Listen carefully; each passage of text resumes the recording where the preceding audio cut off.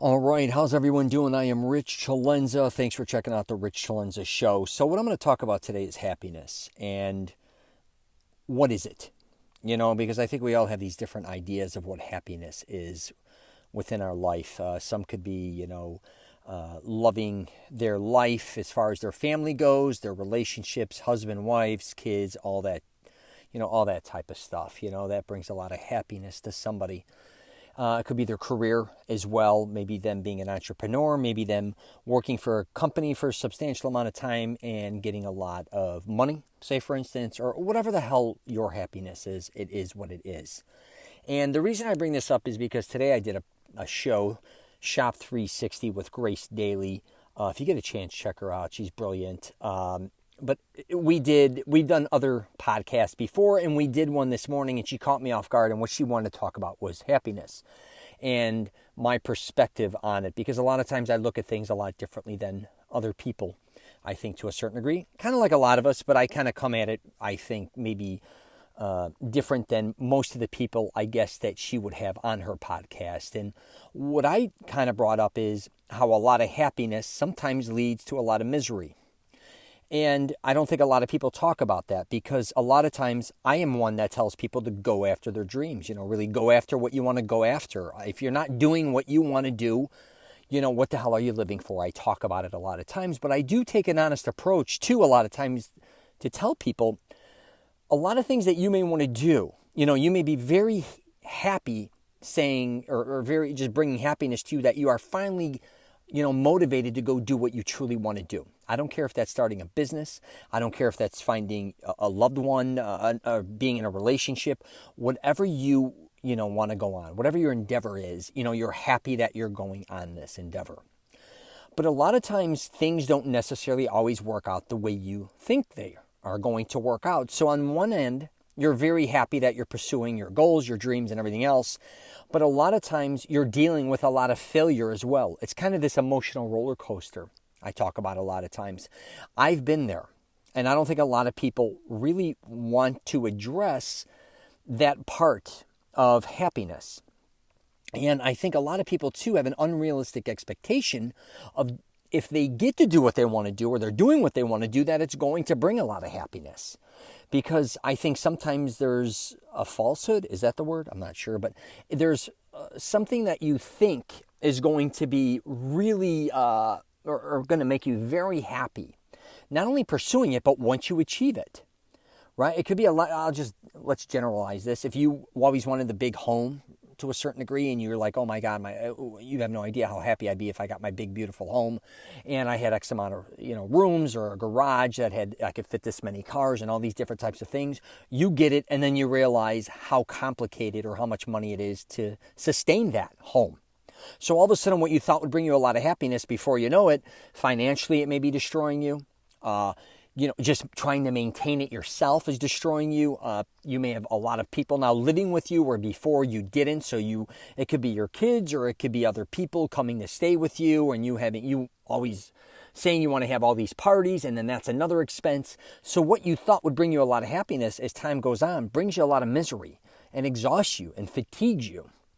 And, I'm not here to I don't want anybody to not go after what they want to do, but I do teach a lot of times to take an honest approach on, what you think sometimes is going to truly make you happy. And we talk about in that podcast that a lot of times it's the simple things in life. I don't care if it's a cup of coffee.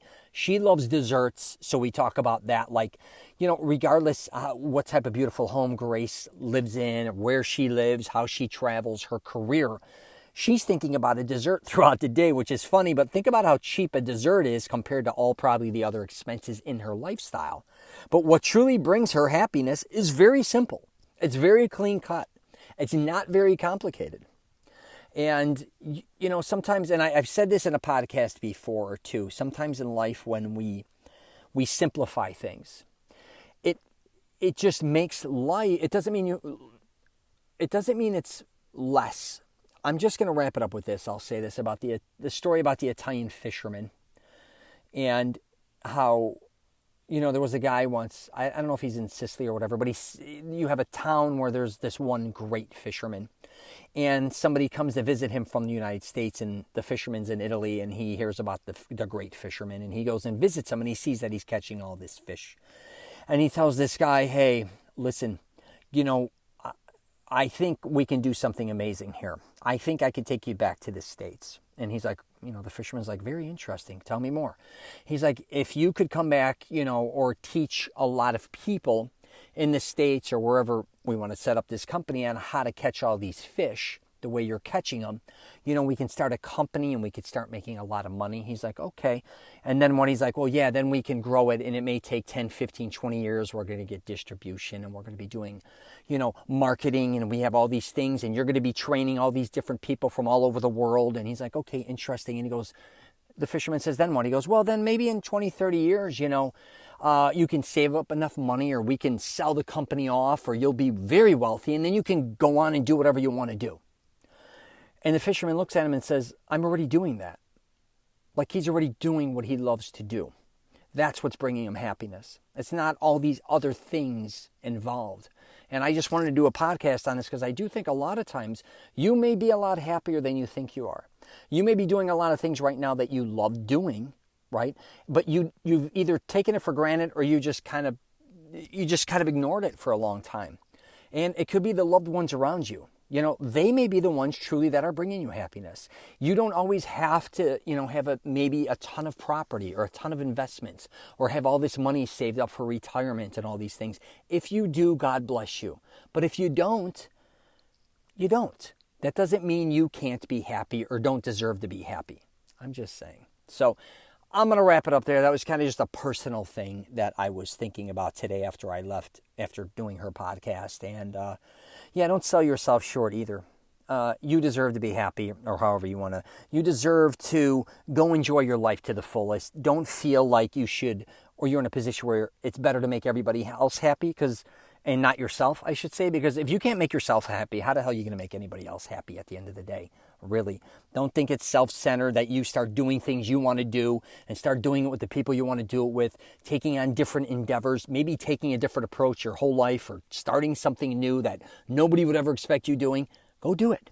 Just start doing it if that's what you're going to do. But also realize, too, that, you may fail at what you're doing. It may not be as fun as you think, too. Take an honest approach. Pivot. Try different things. All right? I'm all about experimenting. I'm going to officially wrap it up there. If you got any questions or comments, hit me up at richcelenza.com is my website. Actually, my email is rich@richcelenza.com. I help men master their self-confidence. That's masteringselfconfidence.com. And leave a question or comment. Hit me up. I love helping people in any way I can. It's all opinion-based, but never sell yourself short, all right? Take care.